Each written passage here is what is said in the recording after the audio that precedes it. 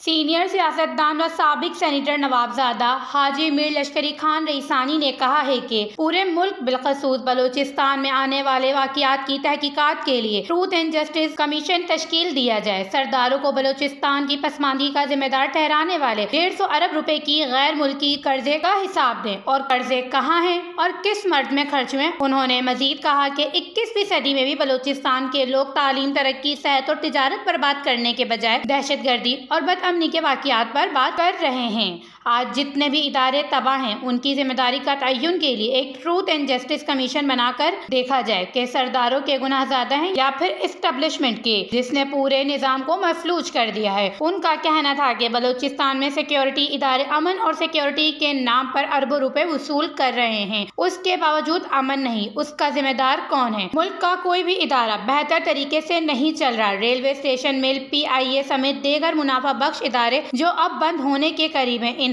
تو کسی سردار نے یہاں تک نہیں پہنچایا۔